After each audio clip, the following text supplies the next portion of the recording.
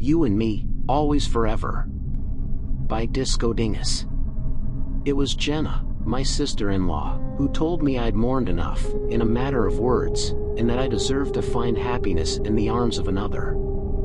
I shouldn't have needed her approval, though it did help.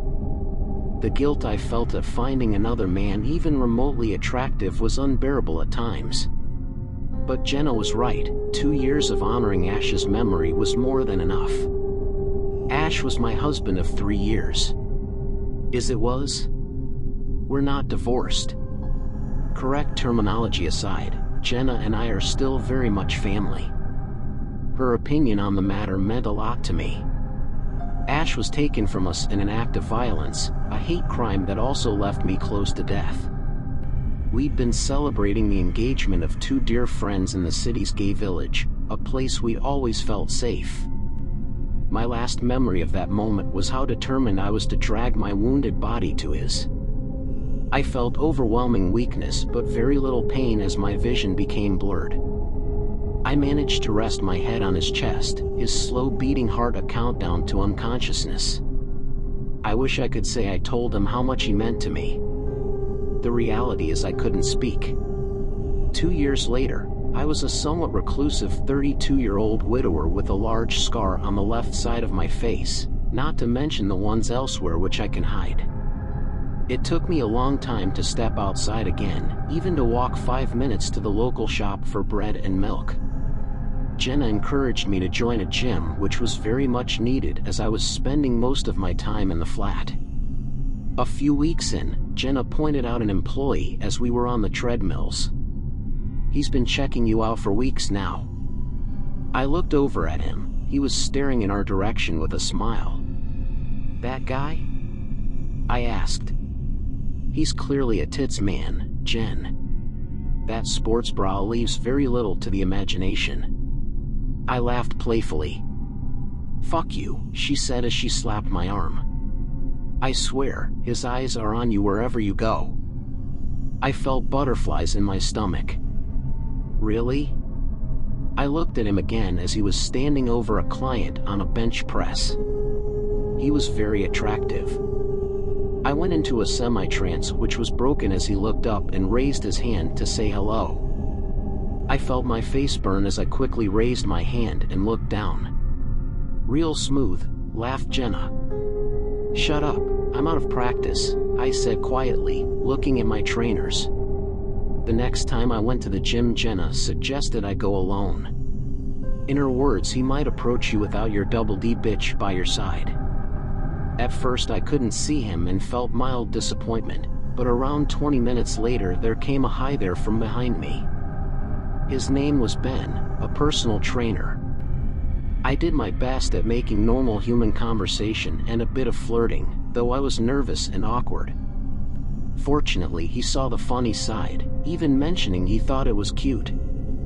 He confessed that if it hadn't been for Jenna he would have asked me out already, but he hadn't noticed the ring on my left hand until then. I felt a split second of shame as I slowly twirled the white gold band and explained I was very much available for a date. As I left the gym, I looked up to the sky. I'm not religious, neither was Ash, but it feels like the right way to address the deceased. "I hope you're okay with this?" I asked, before making my way to the subway. We met at an Italian restaurant. I was wearing an outfit Jenna helped me shop for. Having opted for comfortable, practical attire since Ash's passing, I no longer knew how to dress to impress. I felt like $1 million and Ben seemed to agree, complimenting me at every opportunity. I told him about Ash, our attack, how he was tragically taken from us before his time. Ben was nothing but supportive. I smiled sheepishly as his gaze pierced my soul. When I mentioned my scar and how it somewhat contributed to my lack of confidence, he gently traced it with his index finger. It was the first time I had been touched that way since Ash. It felt like electricity pulsing through my skin. "You're beautiful," he said. I felt myself blush as my eyes glazed over. Dates became more frequent and nights became less lonely. The first time we were intimate was like my first time all over again. I trembled, but Ben put me at ease. He kissed each of my body scars delicately and told me I was perfect. I rested my head on his chest as he slept in my bed, and my eyes met Ash's in the form of a photograph. A picture from a trip to Barcelona stood in a frame on the bedside table, Ash's arms around me high up on Tibidabo. His eyes burned into mine in frozen judgment. I reached over and placed it face down before switching off the lamp, feeling a hint of guilt. The next morning after Ben left for work, I took the frame to the storage cupboard, staring at the photograph. Other than our wedding day, it was one of my fondest memories. We both fell in love with Barcelona, the people, the food, the architecture. We visited at least once every year we were together. "I miss you, handsome man," I said out loud. "And I'll love you always." I kissed the cool glass within the frame, then opened the cupboard door. I placed the frame in a box of random things that I had never found a home for. "I promise I'm not going to forget about you." Ben and I began to see each other almost every day. We'd spend the night together, mostly at my place as it was closer to the city center and the places we hung out. Having been celibate for some time, I had a passionate fire inside me, and Ben always obliged. His body was crazy. I often felt I had no right being the object of his desire. Ash would occasionally invade my thoughts, though I pushed him aside and pulled Ben closer. One evening as we laid spooning in bed, I felt lips on the back of my neck slowly move to my ear. Then came a whisper. "He's not the one for you." I screamed and sat upright, my skin crawling. It sounded just like Ash. "What the fuck did you just say?" I screamed at Ben. My hands were trembling. He looked shocked, completely unaware of any wrongdoing. I said, "Goodnight, babe." I could hear the hurt and confusion in his voice. I felt instant guilt. I must have imagined it or been on the edge of a dream. Ash was clearly still very much on my mind no matter how hard I tried to shift him. All I could do was apologize and hope that he didn't think I was crazy. As I began to cry, he slowly embraced me, kissing the top of my head. "It's okay," he said. "I understand this must feel strange for you." It wasn't long until I'd fallen asleep, though I woke up with a jolt as I heard a yell. "Fuck!" Ben shouted. I reached over and switched on the bedside lamp. He was on the bedroom floor holding his arm. "Are you all right?" I asked. "You fell out of bed?" He looked pissed. "No, you pushed me." "I was asleep, Ben," I said, a little defensively. "You pushed me. I felt you do it." I covered my mouth with my hand, shocked. "I'm so sorry." I got out of bed and helped him up. If I did, it was subconsciously. He started to rub his upper arm and looked at me, annoyed. "Don't worry, I'll get over it." "Is your arm okay?" I gently touched it and he pulled away. "Might have to go easy at work for a few days, but I'll live." I managed to convince him to come back to bed, but I didn't sleep a wink. I apologized again in the morning and made my excuses for the next couple of days. After the way I behaved, I think he was happy with a little space. Something clearly wasn't right. I had no intention of ending things or anything dramatic like that, but Ash was clearly still on my mind. I needed to make things less Ash-centric, physically and mentally. I placed an empty box on the floor and packed it with anything that reminded me of him. Pictures, ornaments, DVDs. It occurred to me that since Ash had died, I hadn't touched our CD collection. Not only because it was painful, but because, well, who really listens to CDs these days? I fell down the rabbit hole and started reminiscing about the music that connected us, and it didn't take long for somewhat happy tears to fall. There were some lovely memories. As I picked up a small stack to put in the box, one of them slipped onto the floorboards. Static by Colts. I took in a deep breath, my hand resting on my chest. Cults were a band that one of our friends had introduced us to. We'd both fallen in love with their dreamy sound as we fell in love with each other. Always Forever was our first dance as husbands. I picked up the CD case and walked over to the stereo, which hadn't been used for years. I inserted the disc and skipped to track 3. Music filled the room and my heart. You and Me, Always Forever. I was taken back to our wedding day. Tears fell, but I couldn't help but smile. I'm supposed to be clearing my head of you, I said to the room with a sigh, laughing it off. I closed my eyes. There was the slightest sensation of something brushing against my waist, followed by a crash behind me. I screamed and turned on the spot, my heart beating out of my chest. The box I had started to fill was overturned, the contents spilled across the floor. I switched off the music and headed towards the front door, grabbing my keys on the way. I had to get out of the flat. As I took the lift down to the ground floor, I took my phone out of my pocket and went to speed dial Ben, but thought better than to bother him with more craziness. Instead, I texted Jenna to see if she was free for coffee. We met at the Cafe Nero we frequented after our gym sessions, taking back the lost calories. So, how's it going with Ben? She asked, drinking a chai latte. It's going great, actually, I said, Americano in hand. The best thing about him, he's not one of those dicks you always expect personal trainers to be. She laughed. But has he got the kind of dick you'd expect a personal trainer to have? I almost choked on my coffee. Jen. What? Just asking the real questions. I shook it off.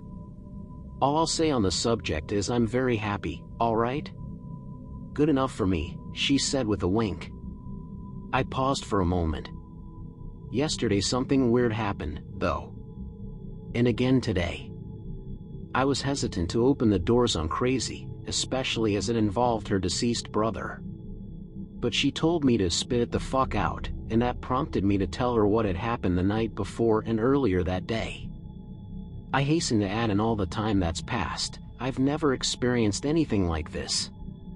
Do you think I'm crazy? She gave me a look as if to say she was thinking about it. Great.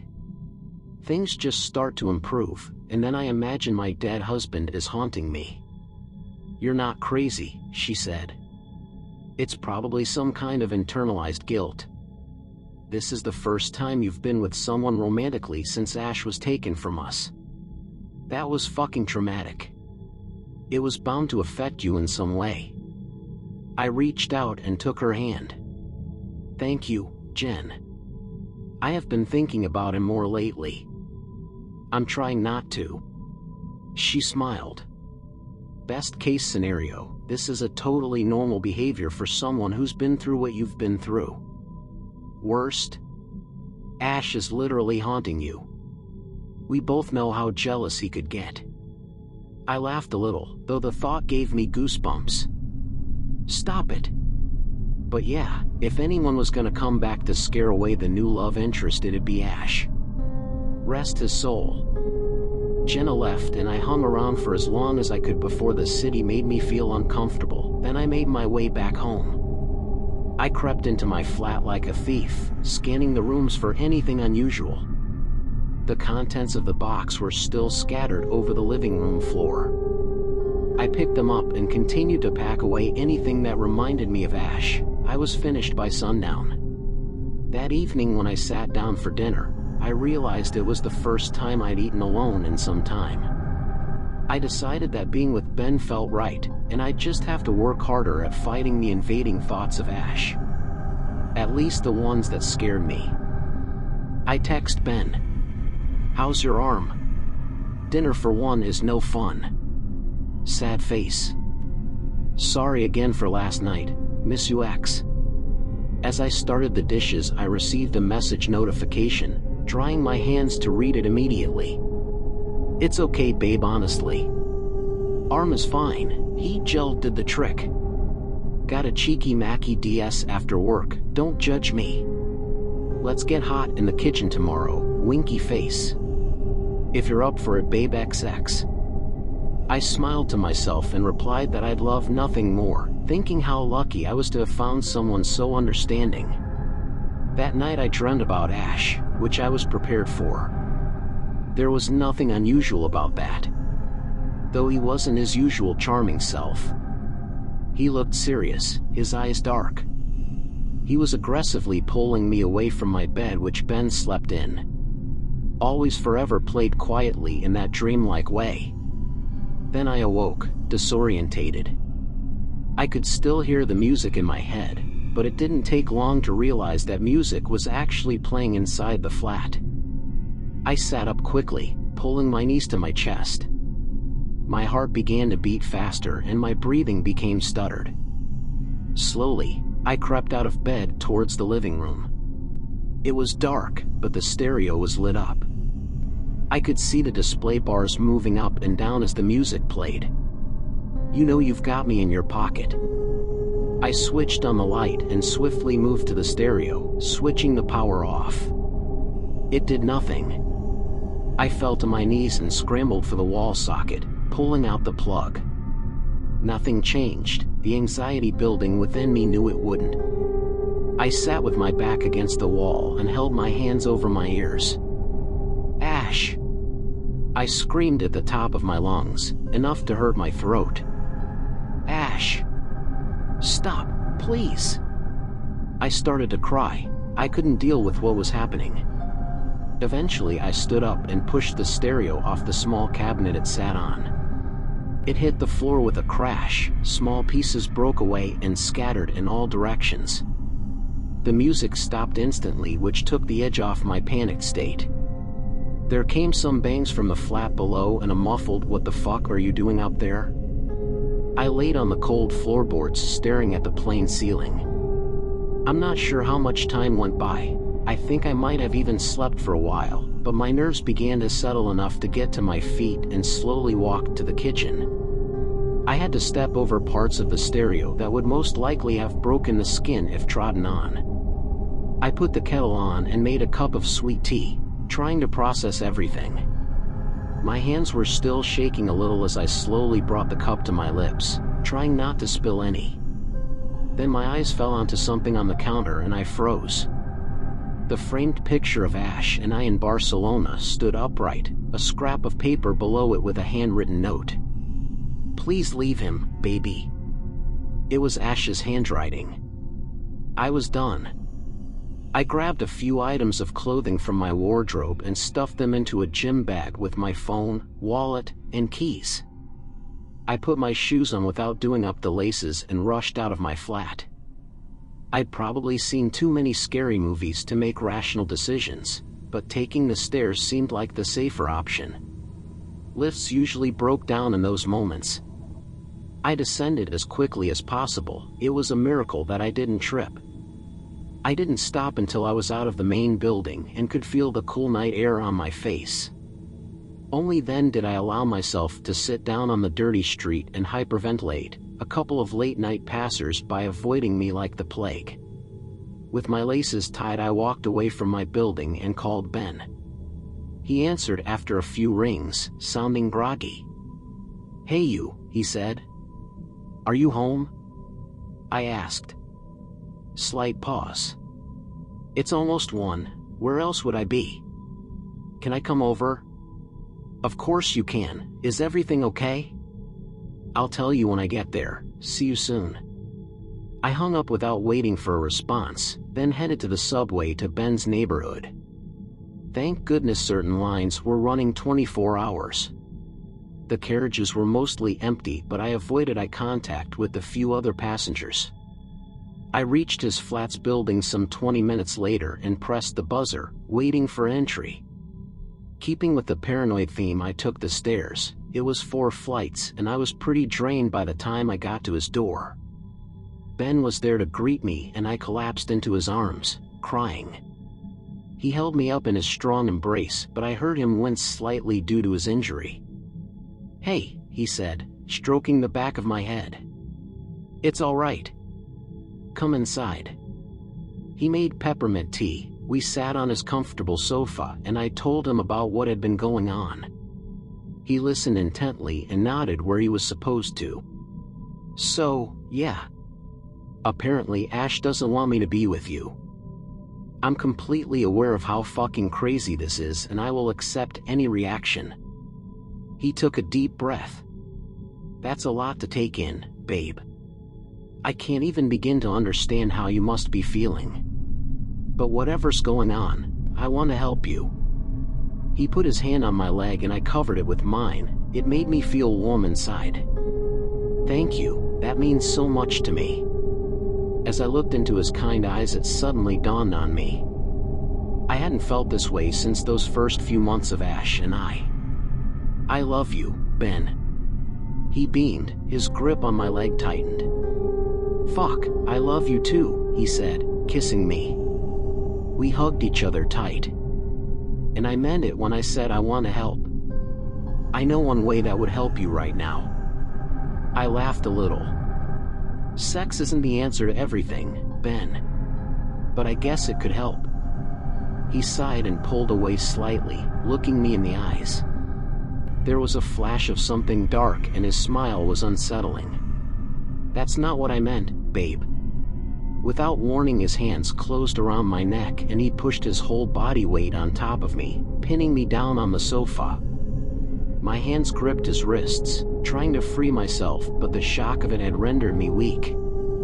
I stared into his hateful eyes, mine wide with fear and confusion. Ben, please. He grinned, baring his perfect teeth. Please what? He hissed. Help you? I am Babe. I'll put you out of your fucking misery. I reached up and hit his bad arm as hard as I could. It was pathetic. He groaned a little but just tightened his grip. He was physically bigger and considerably stronger. I couldn't breathe. Don't fight it, babe, he spat. I'm doing you a service, putting an end to your fucking delusions. I never could have predicted this. Ben had always been such a kind and gentle soul. As I started to lose consciousness, an air of calm washed over me. Ash was taken from me by a cruel act of violence, and it seemed I was to share the same fate. There was some kind of fucked up poetry in that. Memories flashed before me. How we'd met by chance. We were on opposite sides of the road in a traffic jam, sharing a brief conversation through our car windows. There was clearly a spark, and I spent days thinking about him afterwards. Then we bumped into each other at a bar, spending the rest of the evening together and much of the next morning. Moving into our flat, making it our home. Falling in love with the streets of Barcelona. The first time I could call him my husband. Then music began to play. Ben looked up, a look of surprise on his face. What the fuck, he yelled, his grip letting up slightly. Then his hands left my neck completely and he jumped up from the sofa, allowing me to breathe. There appeared to be no specific source for the music, it just manifested in the room. You and me, always forever. I sat up choking, one hand on my neck, slightly disorientated. Then my eyes fell onto Ben, or what I assumed was Ben. But as I focused, it looked like someone else. He quickly turned and left the room. Wait! I shouted, my throat sore. I got up and stumbled after him, the music following me down the hallway. He stood in the kitchen leaning against the counter, his back to me. He wore the same clothes as Ben, but the back of his head and general body proportions were different.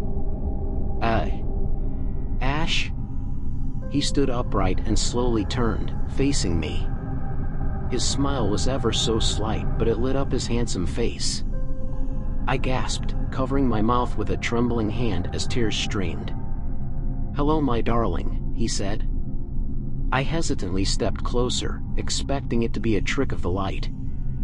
My oxygen-deprived brain playing tricks on me. But the closer I got, the more clear he became. Is it really you?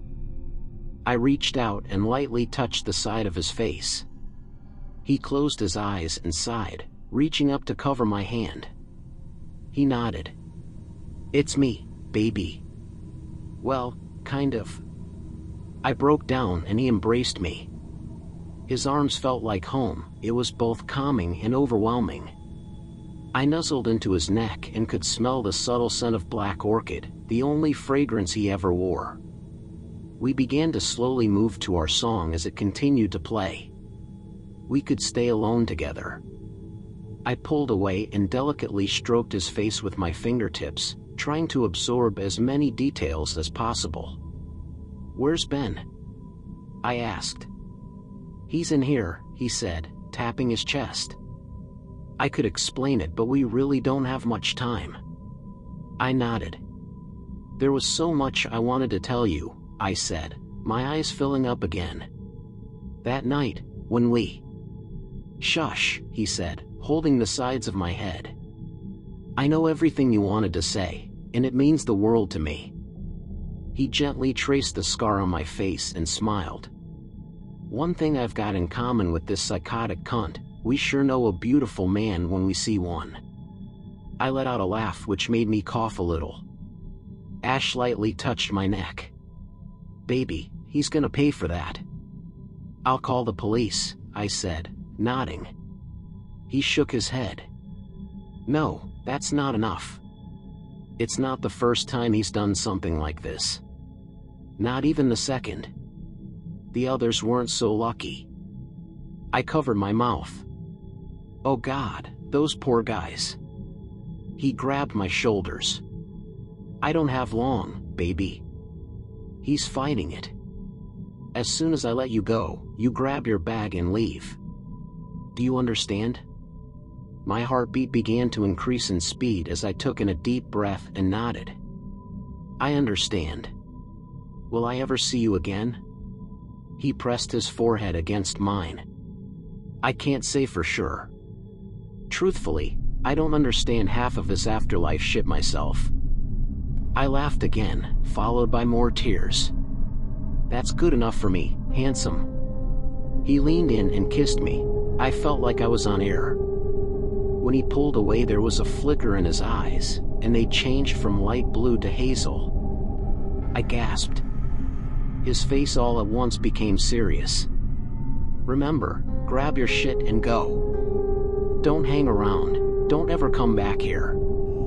He threw his head back and groaned. It was multi-layered. I could hear the unmistakable sound of Ben too. "Ash!" I screamed, panicking. I felt our brief time together coming to an abrupt end. He looked at me, fighting it. It was the strangest thing. His face would intermittently blur and be replaced by Ben's. His grip on my shoulders began to hurt, then he let me go. "Get out of here," he said, turning to the counter and pulling out a large kitchen knife from a wooden block. I started taking steps back as he held the blade against his neck. "I miss you," I said, sniveling. He just stared intently and motioned to the door with his head. I turned to leave the kitchen. "Baby," he called after me. I looked over my shoulder. "You and me," he smiled. I smiled back. "Always forever." I grabbed my bag and rushed for the front door, hearing a heart-stopping scream as I pulled it open. Then I ran into the cool night. It was the first time in years that the potentially evil things within it were the last thing on my mind.